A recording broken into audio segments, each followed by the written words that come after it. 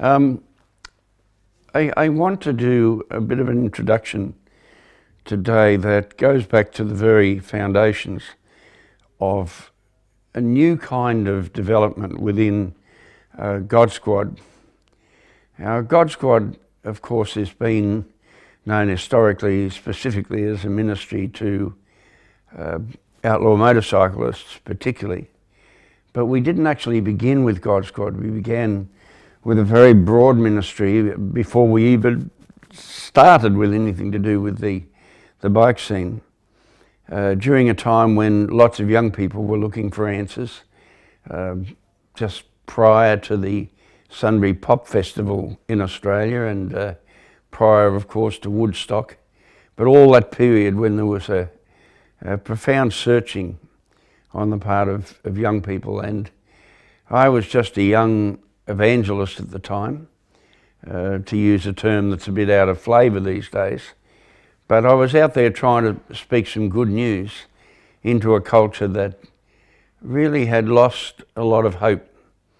It was a period when people were looking to groups like the Beatles and others to find a sense of vision and hope and love and all that kind of thing. Of course, it didn't work out very well. I was sitting up the other night, early morning, listening to the Australian Broadcasting Commission, and it was rather intriguing because they were talking about one of the great Beatles songs, "We Can Work It Out." And when I did research in the late 1990s, doing PhD research, I discovered many, many young people while we were living in America who had actually come into a Christian kind of worldview out of a totally secular, non-Christian background. And some of them had come because they were disillusioned when the Beatles fell apart. I know it sounds strange, but I know it was kind of crazy because everybody was just, hoarding out to hear the Beatles sing. But there was something about their music, of course, that was creative and new. But it was songs like "All You Need Is Love." And we were singing "Love, Love, All You Need Is Love." And then they sang this other song, "We Can Work It Out." Well, they didn't work it out. And of course, at the end of that decade, by 1970, it was all over. And there'd been some rather nasty, not very friendly interchange between members within the Beatles. And I sat with many of these young people who were so disillusioned, and at the same time as that was happening, as the kind of what they called the counterculture was unfolding and young people were losing their hopes in politics, the whole business of Richard Nixon and the war in Vietnam, all that stuff. And on top of that, their hope that they would find it through taking mind-altering drugs, transcendental types of drugs, particularly, of course, smoking dope, and also dropping acid and that kind of thing. At that stage, there suddenly sprung out in around about somewhere around the 1967 period, maybe a little bit earlier, but somewhere around then, all of a sudden there developed this movement of hippies. The interesting thing was that these hippies didn't come to a Christian worldview in any way through the church. In fact, many of them had hardly ever been to church. Many of them were the children of church goers of that sort of 50s era. Many of them were the children of perhaps my generation, but slightly before that. And they just were spiritually empty. They could see that the materialism of Western culture was not meeting their needs.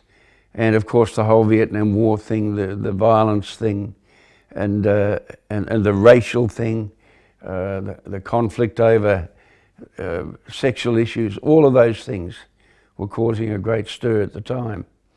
And So out of the midst of that, it seems to have started in California amongst a number of what we used to call freaks in those days, the hippies, that they suddenly kind of discovered Jesus in the middle of strange drug experiences.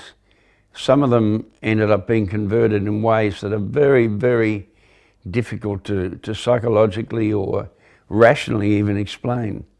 Having visions and dreams and all sorts of strange experiences.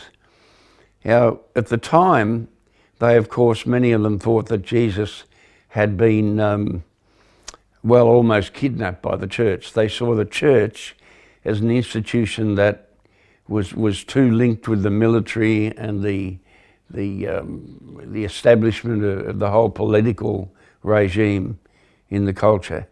And they really didn't believe Jesus belonged there, because the old images of Jesus were a long-haired, almost hippie-looking character with a peace message, a message that said, blessed are the peacemakers, a message that said, blessed are the humble, not the arrogant, and so on.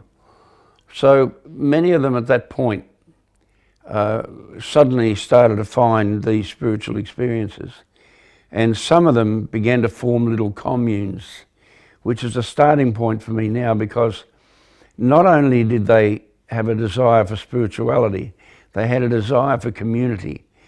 And quite frankly, now, decades later, almost 50 years later, I'm listening to the radio and watching television and finding myself quite distressed in Western culture at present, because we constantly talk about individualism. I was watching a program the other night on television called Q&A, question and answer. And on that program they had about 5 women, all women, which is unusual for one of these Q&A sessions. But it was fascinating because they were asking whether the world would be different if women were running the politics instead of men. And my wife and I have often argued about that, and I've always felt that human nature is human nature, and when I look at history I see some absolutely evil women sometimes in history. I'd spent some time many years ago now in Europe at the time when there was so much trouble in some of those European communist satellite countries as they began to collapse. And we were in Bucharest, and of course the dictator in that country was a terrible man, but his wife, Ceausescu's wife, was probably as much a driving force for the evil that happened in that country as he was. She was a very selfish, greedy woman, and he absolutely persecuted his people and built this huge, big, massive mansion for her. She was a greedy, selfish, and very cruel woman.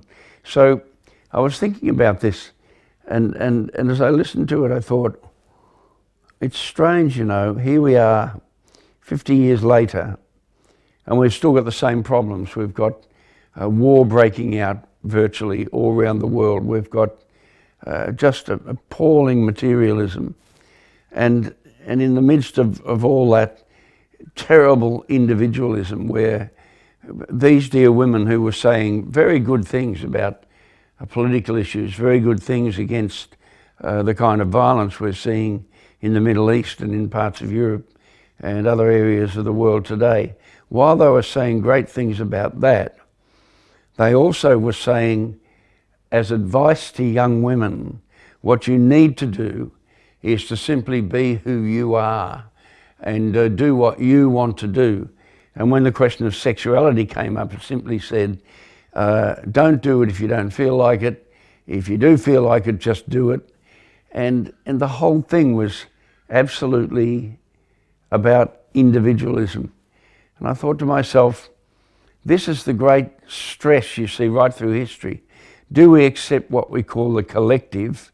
In other words, do I shape my life according to some kind of tribal group, or do I shape my life according to just my own sense of personal identity. And for all of these women, as far as I could see, for all of them, life was simply about the individual. Now that was one of the things that we were battling against back then in the hippie days.